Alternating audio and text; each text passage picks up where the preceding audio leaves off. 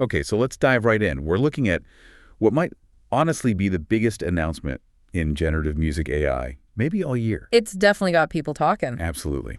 And if you're trying to get your head around this whole messy intersection of AI, music, copyright, Yeah. well, this is your deep dive shortcut. Yeah, trying to cut through the noise a bit. Exactly. We're focusing like a laser on this historic partnership announcement.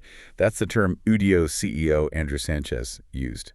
Udio and Universal Music Group, UMG. Right, the giant. This isn't just, some lawyers hammering out a deal in the background. This feels like the first real attempt to build what a commercial licensed future for AI music might actually look like. And that's huge. It potentially changes the game for everyone using these platforms. Totally. Yeah, our mission today really is to get past the sort of celebratory language of the press release. We need to understand the actual mechanics. What does this deal do? What does a permissioned future, as they call it, look like? For UMGs or artists, their massive catalog, and crucially, for you, the person actually using these tools day to day. So we'll unpack the vision, the new features they're promising, and, the immediate impact, the trade-offs. Let's do it. Okay, let's start with the philosophy they're putting out there. Udio says this whole thing is about empowering artists and songwriters, giving them control over how AI is used. Now, when a platform like Udio partners with literally the world's biggest music rights holder, UMG, is that empowerment message the real driver? Or is it more about, a necessary strategic move? Licensing? Survival, maybe? Well, it's interesting, isn't it? The way they frame it focuses completely on the creator. The stated goal, is making sure artists benefit directly and have that control. Which sounds good on paper. It does, but strategically, you have to see this as a massive shift. It's moving away from that gray area, where AI models train on everything, towards a much more structured system. Yep. A gateway almost. Where licensed content is the main event. Exactly. Licensed content becomes the central feature, not this kind of legal question mark hanging over everything. And I did find it interesting, almost a fun detail. Andrew Sanchez mentioned his own taste in music. Yeah. He's into everything from Renaissance polyphony and Bach. Wow, okay. All the way through 70s rock, right up to 2020s pop. Which suggests, at least, they're aiming to integrate the whole huge, wild range of stuff UMG has. Yeah, that scope is important.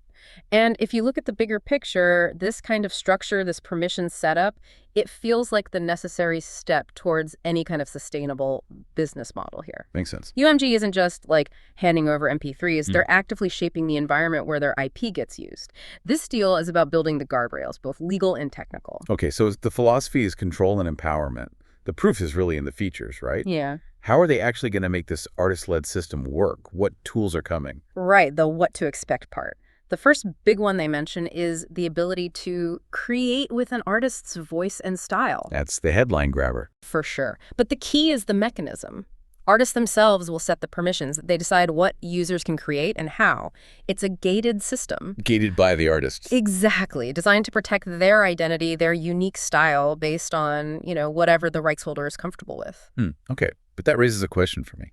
This sounds potentially great for, say, a big legacy UMG artist. Someone with lawyers, managers, the infrastructure to actually define those permissions. Right. But doesn't this kind of permission gate create a huge hurdle for the thousands of newer artists, independent artists, people trying to use AI without a massive company behind them? That's absolutely the tension here. You've hit on it. Yeah. Udio with this deal is essentially building the system that works for the big established player UMG, which naturally prioritizes safety, control, compensation. Yeah.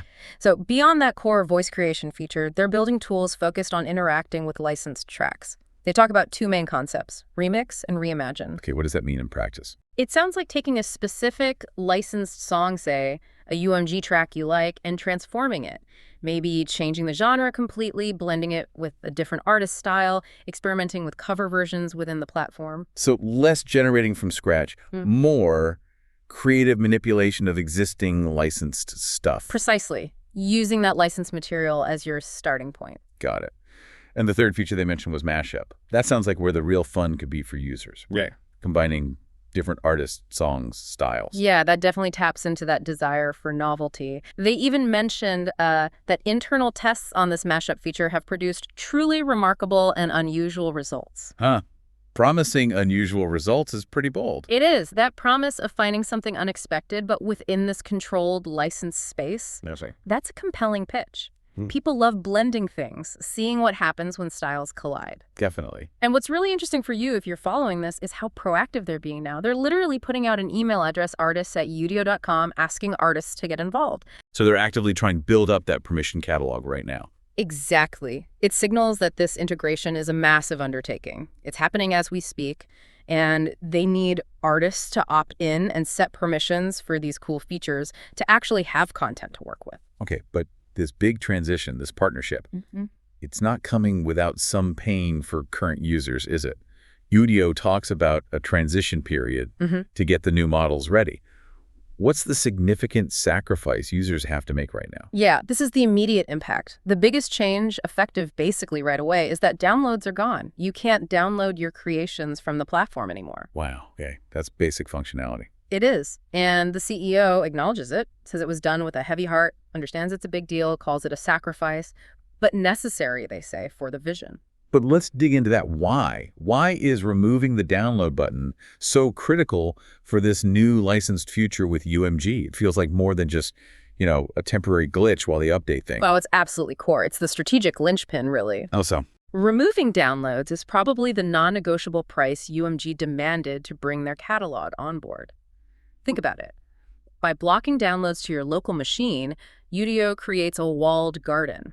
Ah, right. Control. Total control. It stops any new creations, especially those based on UMG artists' styles or using their licensed samples from just instantly leaking out into the wild, untraceable internet. Where they can't track it or monetize it? Exactly. This walled garden is what makes a royalty system possible. If the music stays on the platform, Udio and UMG can track plays, potentially calculate royalties, manage usage, even revoke access if rules are broken. Okay, that makes sense.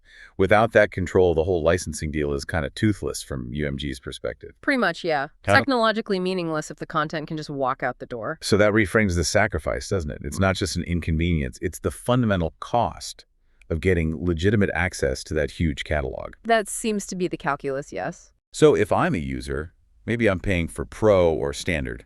I've just lost a key feature. How is Udio trying to make up for that? What's the compensation? They're trying to balance it out, it seems. Balancing that immediate loss of the download button with a pretty significant boost in future creation ability.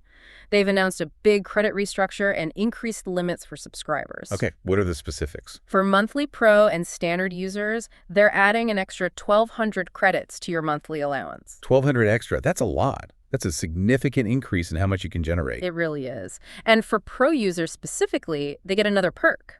They can now generate up to 10 songs simultaneously, up from whatever the previous limit was.